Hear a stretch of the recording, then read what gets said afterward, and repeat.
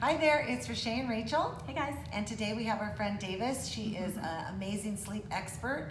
And today she's going to talk about the 5 top reasons your toddler isn't sleeping. Yep. Yes, I almost feel like we should call me Ravis today. Ravis? Rochelle. Yeah, Ravis. That's funny. That is funny. I love it. That is funny. So here's the good news, you guys. It's never, ever, ever too late to create healthy sleep habits in your child. I just can't say it enough. I work with children from 0 all the way to 8 years old. It's just never too late. That's all I can say, because this is all about their brain and getting enough rest for their brain. But today what we really want to focus on is 5 top reasons why your toddler or young child is not going to bed and not sleeping. This is going to be huge. It's huge. Huge for people. And I have to tell you guys, it is mostly all behavioral. So that's the good news. There's nothing wrong with your child at all. Habits. So the first reason why toddlers and young children, and is it okay if I kind of explain the difference between a toddler and a young child? Yeah, please. So this is all about brain development. So basically, a child is an infant from 0 to 12 months. They transition into toddlerhood between 12 and 18 months, but they're really toddler after 12 months, but they're full-blown toddlers between 18 months and 2 years old. Full-blown toddlers. Okay. Then between 2.5 and 3, they start graduating into young childhood. Okay. This is all about the brain development. So then they're full-blown into young childhood between 3 and 5.5. And so then between 5.5 and 6, they graduate into childhood. So it goes from there. So the pocket that we're talking about right now is really between 12 months to about 3 years old in toddlerhood, and then so forth, and then up until 5 or 6 years old. The number one reason why your toddler and young child is not going to sleep is because you are putting them to bed too late. Too late. So if you attempt to get them in bed too late, you shot their adrenaline up. Now they're in their second wind. I already know what all of your houses look like after about 7:30 at night. It's a freaking party over there. I already know. And I know so many moms are going, oh my God, yes. Yep.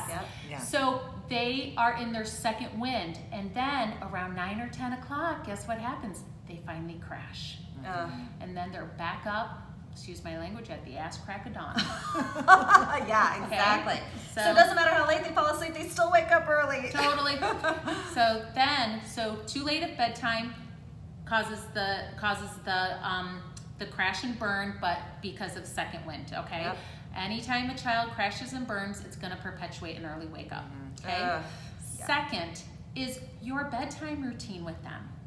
Okay, yeah. Bedtime Let's talk routine. about bedtime routine. Oh my gosh, we all do. Think about it, you guys. Yeah, we we do. all have a bedtime Yeah, routine. right. And it's like a road. And so basically the second thing is bedtime routine. You have to look at bedtime routine as a road. The more you veer off, the more you got to get back on the road. It's like reeling them back in.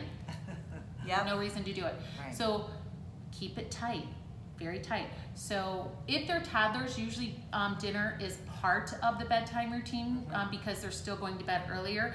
But as they get into young childhood, usually they're going to bed at around 7, anywhere between 6:30 and 7:30 is age appropriate for a 3 to 5 Good to year old. know. Yeah. Yes.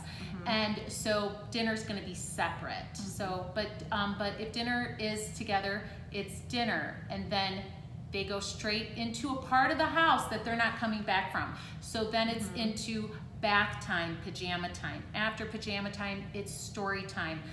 And story time is something that they get to pick out 2 books, 2, count them, 2. 2. They are not allowed to change their mind. So this is something I really want to throw in, it's so important, is what children do, toddlers and young children, they create a deck of cards, okay?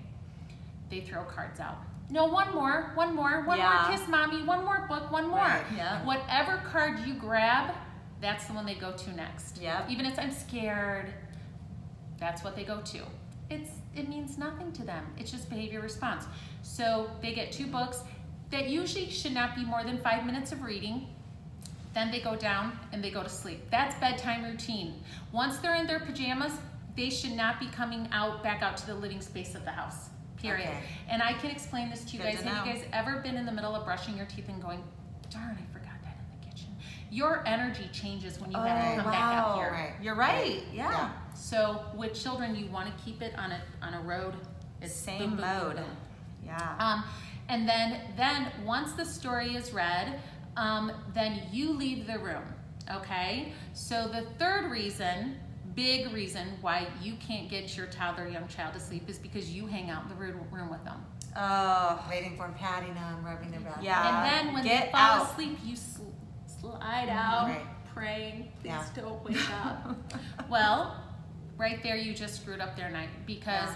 whatever their environment is like when they go to sleep, when they wake up throughout the night, because humans do, if they went to sleep completely on their own, they're just gonna be like, okay, I'm going back to sleep. But if you're missing, then their first inclination is like, oh my God, where'd mommy go? Yep. And they have to wake up to find out. And again, I can do it like this. You wake up sometimes in the middle of the night, your partner's not in bed, and you're like, I wonder where they are. It's normal. Right, and then So- you wake up too much. Yeah. Totally. Yeah. So they need to go to sleep on their own. No night lights, doors shut.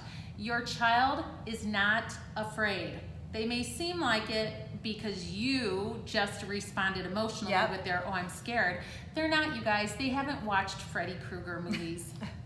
They just haven't. Totally. Hopefully not. I know. Yeah.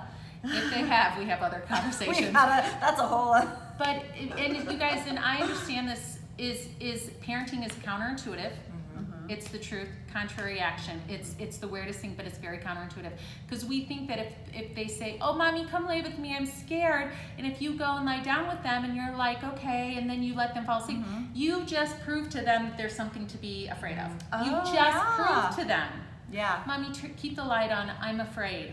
You turn that light on, you just prove to them that there's something to be afraid of. And they So- also know what button to push to get you to stay. that's the card. Yes. That's the card. So that's what you want to. It's so hard to do, but if you say, you know what, you're okay. I'll see you in the morning. I love you so much, and you close that door. Doors should be closed for safety reasons too, or respect and safety reasons. But you close that door, and then the next morning they wake up happy. You're happy. You just prove to them that their bedroom is the best place in the world for them to sleep. Yeah.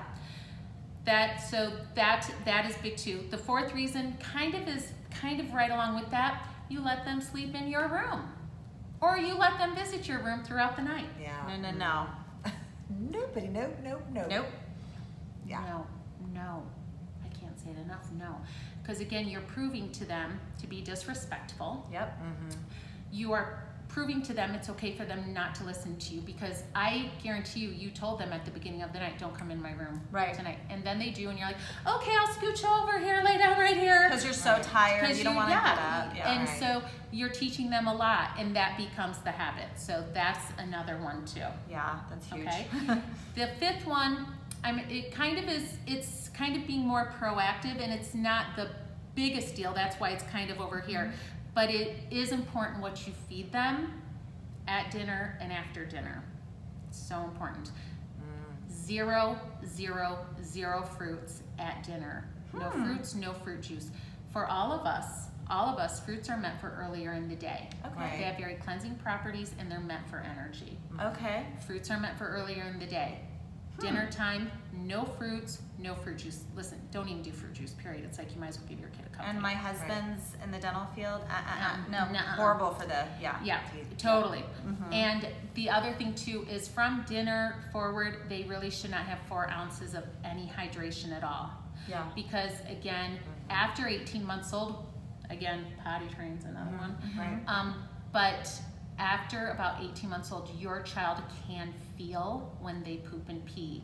So if you have a child who's had fruit at dinner and its body's cleansing like crazy, or you have let it guzzle 8 ounces of milk or something before, they are going to have a loaded diaper, and throughout the night, they will wake up because they feel the sensation of peeing. Right. So that's a big one. You got to be really proactive Smart. at the beginning of the night. Yeah. No fruits at dinner, and no more than 4 ounces of anything. And if it's anything, it should be water before bedtime. That's good to That know. is awesome. I Those know. are I such didn't big even know tips. this. I think like strawberries at dinner, like Yes. healthy. Very cleansing. Wow. Great for breakfast and lunch. Yeah, and I have an 8-year-old, and no more fruit at dinner. No more. Well, thanks for joining us. Yeah. And we're gonna have Davis all of her information for her sleep solution and toddlers, and you can get in touch with her down below. If you like us, and please subscribe to our channel. Thanks for tuning in. And thanks, Davis. Thanks. That was Thanks, amazing. everybody. Bye, guys.